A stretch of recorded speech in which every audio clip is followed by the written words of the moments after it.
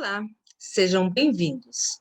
Estamos iniciando o programa Descobrindo o Espiritismo, pelo canal do YouTube da USE Intermunicipal de Ourinhos. E convidamos você a adentrar um pouquinho no conhecimento sobre o Espiritismo. O programa tratará dos conteúdos da doutrina espírita, com base no Livro dos Espíritos, no Evangelho de Jesus, seus exemplos e seus ensinos. A USE Intermunicipal de Ourinhos, órgão da União das Sociedades Espíritas do Estado de São Paulo, é responsável pela condução deste programa. Eu sou Luciana Strauss. Para nos ajudar a explorar um pouco mais os ensinamentos trazidos pelos espíritos, convidamos Maria Aparecida Casagrande, colaboradora do movimento espírita em nossa cidade. Cidinha, seja bem-vinda. Oi, Luciana. É um prazer estarmos aqui juntas, né, para falarmos um pouquinho sobre o Espiritismo. Então, para falar sobre essa doutrina tão comentada, tão maravilhosa, eu te faço a primeira pergunta. Como surgiu o Espiritismo? O Espiritismo, ele surgiu a partir da observação de alguns fenômenos de natureza mediúnica que foram amplamente difundidos na Europa, nos Estados Unidos, em meados do século XIX, e que tinha como protagonista as mesas girantes. Então, esse fenômeno ele consistia no movimento sem causa aparente, sem uma causa física aparente, de mesas e de outros objetos pesados, em torno dos quais as pessoas se reuniam nos salões, né, pessoas de todas as classes sociais da época. E o efeito mais simples e dos primeiros que foram observados nessas reuniões é exatamente isso, consistia no movimento circular impresso a uma mesa. A mesa girava, né, para lá e para cá, e esse efeito, igualmente, ele poderia ser qualquer outro objeto, mas a mesa, pela sua comodidade, uma vez que as pessoas ficavam à sua volta, né, era mais prático a mesa, porque as pessoas ficavam em volta, colocavam a mão em cima da mesa, e é por isso que prevaleceu esse nome, essa designação, mesas girantes, também conhecida como mesas falantes ou mesas dançantes. Como é que isso ocorria? Eles faziam questionamento, perguntas, usava-se algumas técnicas ainda, colocaram o alfabeto em cima da mesa, conforme ia fazendo a pergunta, a mesa se inclinava em direção a tal letra, e eles juntando foram fazendo, então, tinha as palavras ou até frases. E também convencionou-se também pelo toque de batidas. Por exemplo, um sim, a mesa, ela meio que se levantava, dava uma batida no chão, não, dava duas batidas, e por aí eles foram, a mesa respondia, né, digamos assim, havia esses questionamentos. Na grande maioria era uma reunião frívola, uma reunião social, digamos assim, que despertou curiosidade muito, né, sobre esses fenômenos. E a partir da observação disso é que vai surgir a doutrina dos espíritos, depois do espiritismo. Junto com a doutrina, também temos uma personagem muito conhecida, né? Então me diga, quem foi Hippolyte Léon Denisard Rivail? Hippolyte Léon Denisard Rivail, ele nasceu na França, em Lyon, na França, no dia 3 de outubro de 1804. Nasceu numa família antiga que tinha magistrados, advogados, o pai era juiz e a família trabalhava muito nessa área do direito. Mas ele seguiu outra carreira, porque desde a sua primeira juventude, ele foi inclinado ao estudo das ciências e da filosofia. E aquela época dele, meninote, aquela época era muito comum as famílias que tinham dinheiro mandarem os seus filhos para a Suíça para estudar com o já famoso Pestalozzi, que foi um professor e tinha, então ele foi estudar em Yverdon, na Suíça, e que ele se adaptou muito, né? Hippolyte se deu muito bem ali naquele colégio, porque ele tinha um caráter já e aptidões para o ensino. E se destacou ali nesse colégio porque ele era dotado de notável inteligência. E ele foi atraído pelo seu caráter, as suas aptidões. Aos 14 anos, ele já ensinava, ele já era professor lá no instituto, porque como ele era muito inteligente, ele acabava sabendo mais do que as pessoas tinham mais facilidade, e se tornou aluno, professor, ensinava aqueles alunos que tinham mais dificuldade de entendimento, que sabiam menos. E ele foi nascido num lar católico, né? Nessa época, a religião era muito vigorante. Apesar da sua família ser católica, ele foi educado num país protestante, no colégio protestante, e isso ali, ele vivenciou muitos atos de intolerância, exatamente por causa disso, porque ele estava num país protestante e era católico, vinha de uma religião católica, e cedo ele começou já a pensar, já desde a sua juventude, ele começou a pensar por que isso ocorria, né?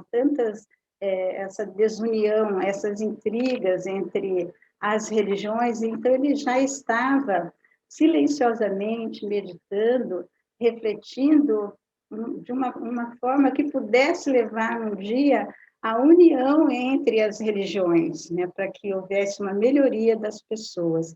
Mas faltava para ele um elemento indispensável à solução desse problema. Por mais que ele pensasse, ele não conseguia chegar a uma conclusão. E vai ser exatamente mais à frente o Espiritismo que vai lhe dar esse auxílio, nesse entendimento, né, numa possibilidade de mais confraternização, de maior união entre as pessoas nesse aspecto religioso. Ele termina os seus estudos lá na Suíça e volta para a França. Volta para a França e vai trabalhar. Ele era professor, escritor e era tradutor, porque ele falava várias línguas, alemão, inglês, italiano, holandês, francês, e trabalhava, traduziu, né, para a Alemanha diferentes obras de educação e de moral, principalmente de Fenelon, que ele gostava muito, né, um pensador, um filósofo. Recebeu vários prêmios, né, participou de sociedades científicas, a Academia Real de Arras, fundou de 1835 a 1840, ele fundou na sua casa cursos gratuitos de química, física, anatomia comparada, astronomia, porque ele pensava no pobre, então ele fez exatamente esses cursos gratuitos para que pudessem ter acesso a uma educação mais aprimorada. Também ele tinha uma preocupação de tornar mais atraente o estudo, o sistema de educação. Ele inventou um método engenhoso de ensinar a contar, tendo por objetivo fixar na memória das crianças as datas dos acontecimentos importantes, de maior relevo, as descobertas que ilustravam o reinado. Publicou várias obras didáticas para uso dos professores e das mães, para auxiliá-las na educação de seus filhos. Então, ele foi um pedagogo, um educador, um mestre, não só em letras, mas também em ciências, e que foi muito respeitado no meio cultural e no meio educacional ali na França, ali em Paris. Por volta de 1854, ele recebeu um convite, ouviu falar pela primeira vez das mesas girantes. Recebeu um convite do seu amigo, senhor Fortier, para que fosse visitar, fosse participar da reunião para ver. E ele, pensando em descobrir novos fenômenos ligados ao magnetismo, porque ele era estudioso do magnetismo, ele foi até lá para ver essa coisa.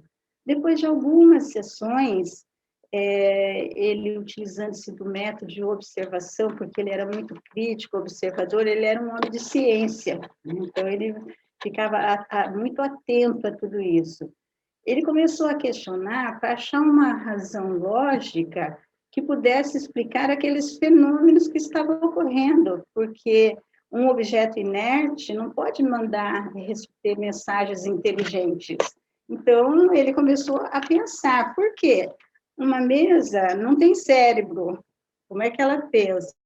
Como é que ela não tem nervos para sentir? Então, a partir dessa observação, ele verificou ali que ali podia estar diante de algo novo, de uma nova lei. Ele percebeu que ali tinha algo diferente, né? E resolveu estudar mais afinco. Então, em separado, ele vai fazer as suas reuniões privativas, né, ali com pessoas respeitadas, interessadas no fenômeno, e vai criar um círculo que passa a ter reuniões sérias e começa com esse trabalho até chegar no desenvolvimento de que a própria pessoa pegava na caneta, escrevia sem mesas, batendo, nada.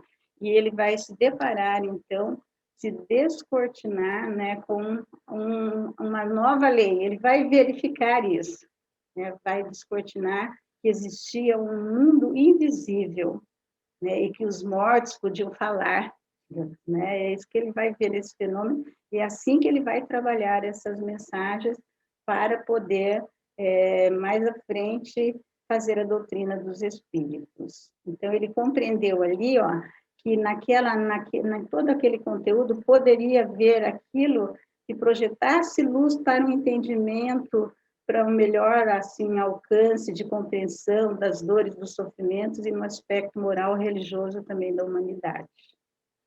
Então ele até fala, ele colocava assim, ó, que ele teve, né, ele viu os fatos, ele comprovou, né, porque ele teve o ensejo de ver comunicações contínuas e respostas a perguntas formuladas mentalmente, que ele nem chegava a escrever a pergunta ou a perguntar realmente, a inteligência já respondia. Então, ele comprovou que aqueles que estavam a responder eram a alma dos mortos, digamos assim, né, da imortalidade. Outro nome, também muito comentado, é Allan Kardec. Quem foi Allan Kardec? Na realidade, Allan Kardec é o Hippolyte, né?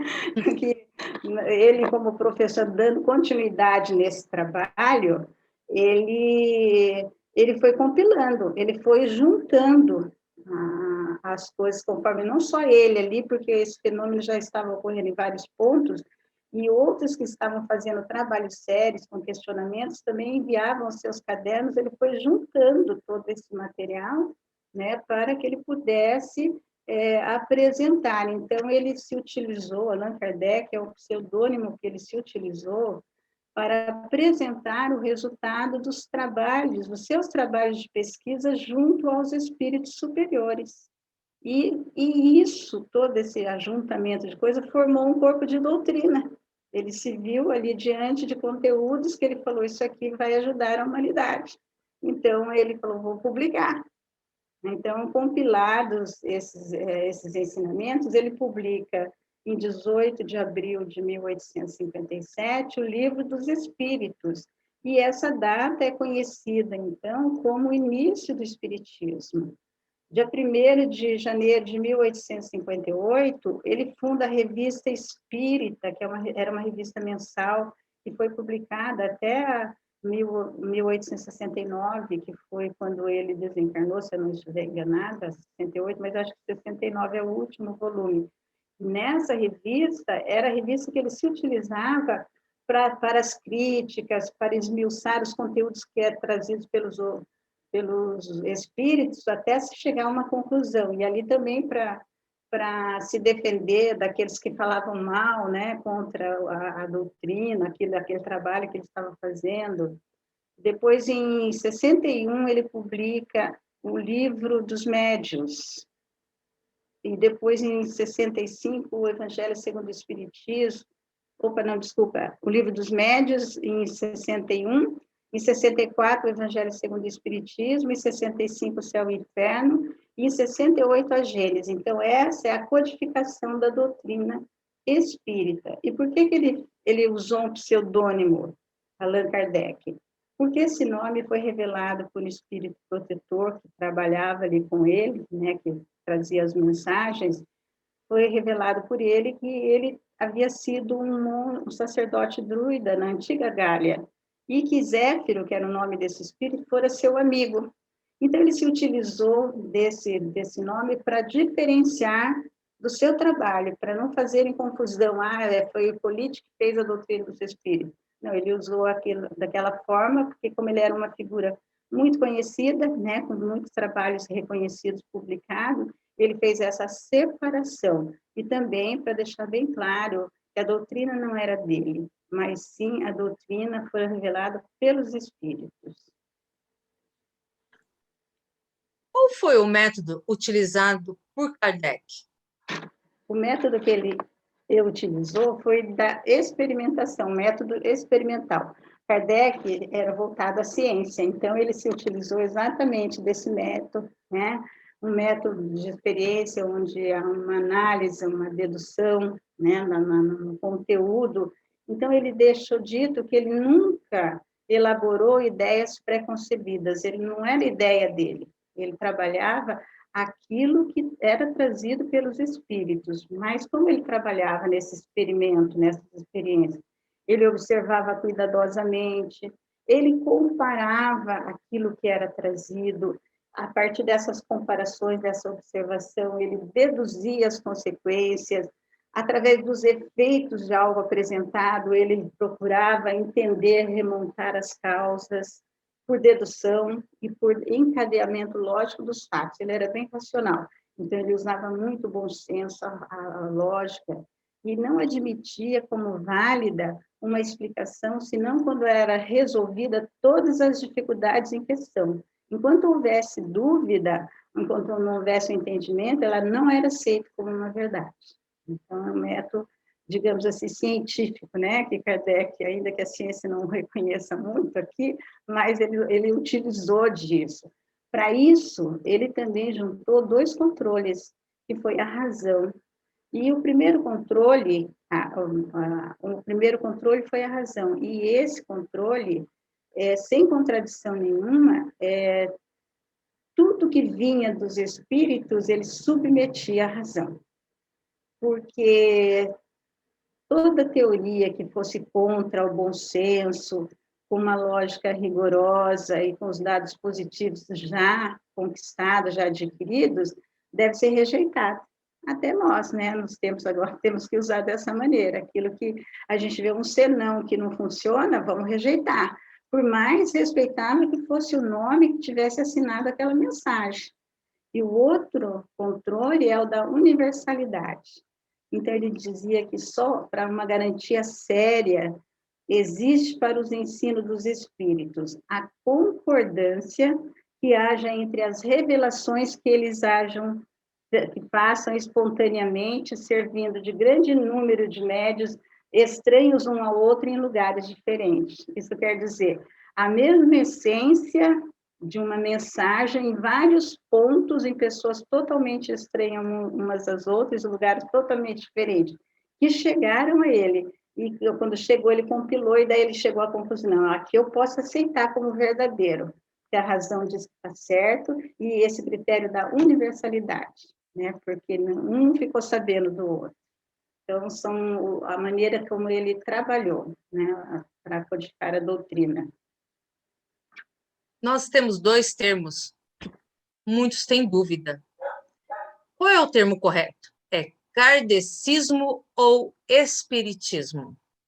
Não, o correto é espiritismo, porque a doutrina é dos espíritos e não de Allan Kardec, né? Tanto é que a gente deve considerar, como eu já falei, que ele próprio já fez essa distinção entre o seu trabalho e dos espíritos, por isso que ele já utilizou do pseudônimo. E Kardec, à época, ele que criou essa palavra espiritismo, né? Porque, assim como os espíritos também criaram algumas palavras quando estavam dando as lições para ele também criou essa palavra espiritismo. Por quê? Porque, à época, não existia uma palavra em francês que pudesse designar essa doutrina que ele estava propondo. Então, ele criou esse termo, espiritismo, que é a doutrina dos espíritos. E usualmente também, tem muitas pessoas que usam assim, diz assim, eu sou espírita kardecista, né? Isso não existe, ou espiritismo kardecista. Muitos utilizam disso para diferenciar de outros segmentos espiritualistas, que também acreditam e atuam com o intercâmbio mediúnico. Mas espírita é um só, seguidor da doutrina espírita, porque as outras que não, mesmo tendo uma crença espiritualista, acredita nos espíritos, faz o intercâmbio mediúnico, mas às vezes tem rituais, tem dogmas diferentes, o que a doutrina espírita não comporta, não tem no seu gosto. Então, o correto é espiritismo.